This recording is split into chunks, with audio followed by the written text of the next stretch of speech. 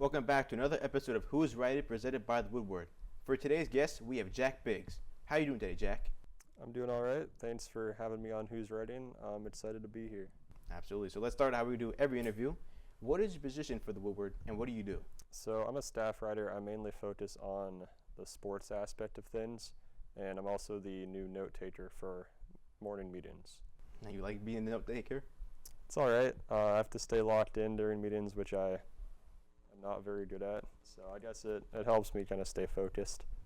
All right. So being a staff writer and the note taker, what is your favorite position or favorite part of the position? I'd say just being able to write about what I enjoy is pretty fun. On the sports side of things, I like to do more national sports. So I just put out a Champions League preview earlier this week, which I had a lot of fun writing about. So I think that's probably my favorite part of everything. And you got into Woodward last year, correct? Yeah, I did. And how did you get into it? So I'm a junior this year, but last year was my first year in the communications department.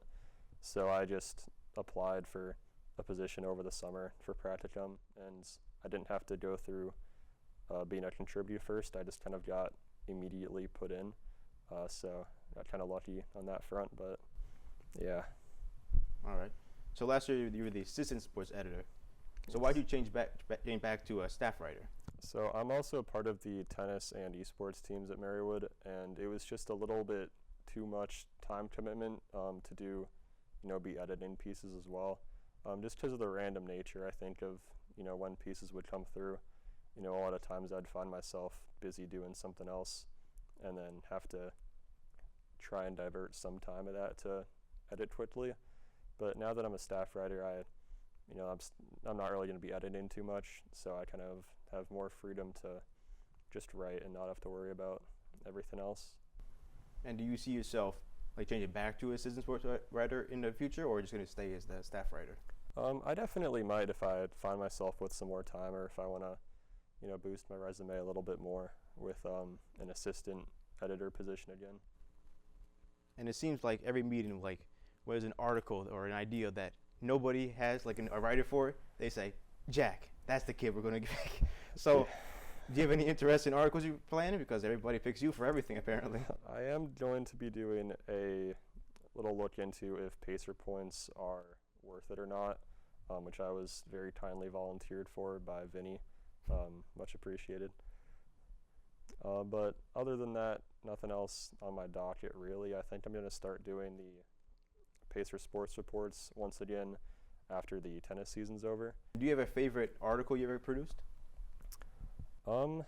Favorite article might actually go to one that never made it to publishing. It was a Formula One end of season review that I did over winter break last year. And because it was over winter break, unfortunately, it kind of got lost in editing. But yeah, it was a long one, but I liked it a lot. Besides the Woodward, do you do anything else in the comm department? I'm also part of the He Knows Ball podcast. I do camera work for that. Stepped into technical direct this week, and I made a lot of the graphics for it. And are you a part of anything else outside the department?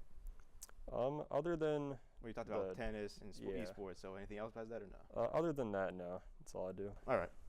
So I want to move away from Marywood questions and focus on questions about yourself and your opinions. Mm-hmm. So right away, I know you're a big Steelers fan. Yes. So who is on your Mount Rushmore of Steelers of all time? All time. Let's say Mean Joe. Probably Jack Lambert on there as well. Got to throw Big Ben on there. And honestly, maybe I'm going to say Antonio Brown. During his tenure as a Steeler, he was electric. He's kind of fallen off the rails a bit since then. But when he was playing, he was great. Yeah, one of the best in the league. Yeah, maybe the best. Maybe top one when he was playing. All right. So what is a skill that you want to learn? Honestly, I think just for interviews, just being able to calm my nerves a little bit when I'm in your seat. I tend to get pretty nervous. I just did an interview for Al's class, and it was just a Zoom interview, but I was sweating. I was so nervous, but so I think it's probably be very helpful. As a comms major, you're gonna have to do a lot of interviewing in the future to kind of be able to calm those nerves a bit. So I think that's something I'd like to learn. And how would you spend a day off? Honestly, probably just chilling in my room, watching stuff.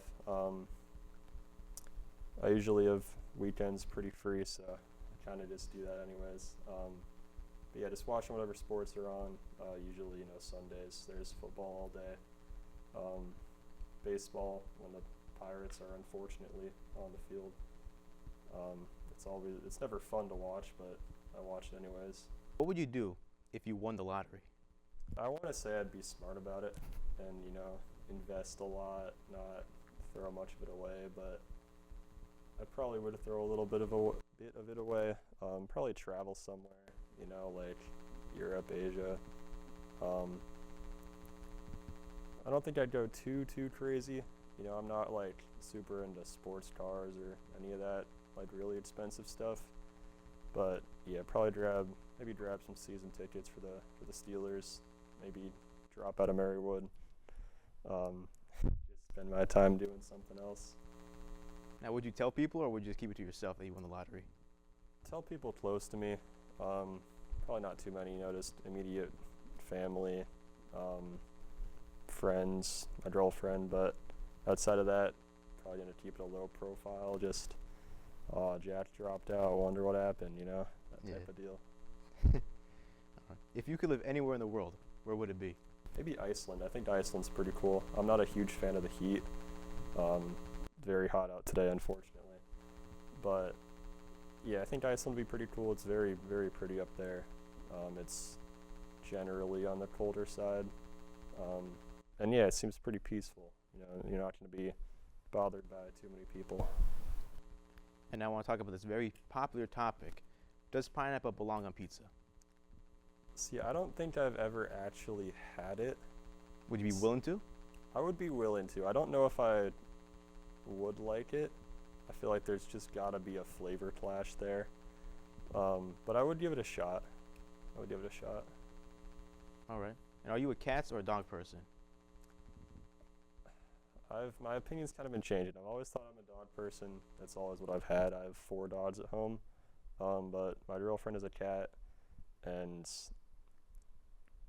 they're both good. I think I'm still leaning dog person, but cats are a lot easier, I think, to take care of. You don't have to walk them or let them outside to do their business. They just kind of chill inside. Yeah. And our final question is, what is one fun fact about yourself that you can tell to the audience? I consider myself to be a Midwesterner. I was born in Erie, Pennsylvania, but I lived in Iowa for about 7 years. So I think that's kind of a boring fun fact, but that's my fun fact. Yeah, I was raised in Iowa, the old city of Des Moines. What a place. Thank you, Jack, for coming on today's episode. Remember to subscribe to the Woolward YouTube page for all the videos and go to thewoolward.org for all the articles. Thank you and have a great day.